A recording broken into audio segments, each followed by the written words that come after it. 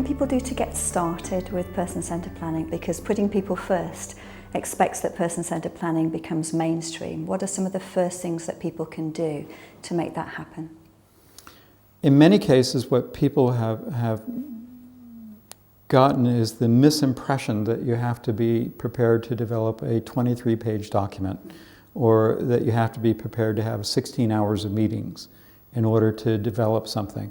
But what we've seen is that in many cases, an hour and a half, 2 hours to develop a first one-page description, a one-page profile, which really captures some of the key elements of what do other people like and admire about you, what's important to you, and how to best support you, is a fairly easy way to get started. And once you've gotten started, then you can do what we've been referring to as grow the plan. You can engage in activities that are structured, that give you ways to capture learning, to say, here's what we've learned more about what's important to you, and here's how we can add it. Here's what we've learned about support, and here's how we can add it.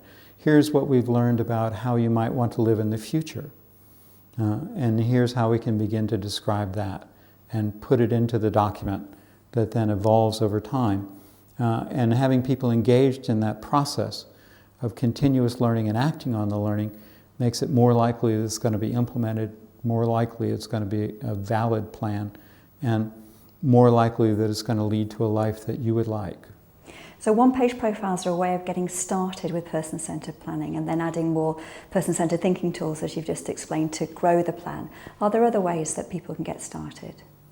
There's any number of ways that people can get started. We can help people in writing their own documents, so their own descriptions of how they want to live, which again might start with 1 page, it might start with 8 pages. We've helped many families in developing descriptions. And we've also seen families will develop, one mom in the US developed a 28-page description of how to support her son Hunter.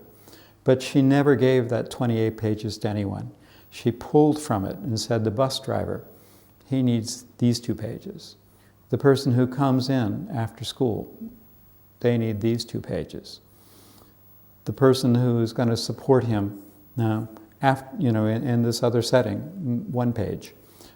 So people have found that they can get started and start using it, and then find multiple ways to implement it, to be able to find documents that they can pull from it. One of the things that we've seen here in the UK is that if you start with a person-centered review, you're going to start with initially a relatively small document, but is still going to capture key issues. But you're never going to do a person-centered review once. You're going to continue to do person-centered reviews, and it's structurally built in a way where the plan will be grown, where things will happen.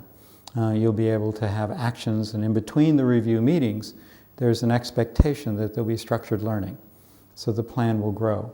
So the person-centered review process has built in a way to start, but also a way to continue.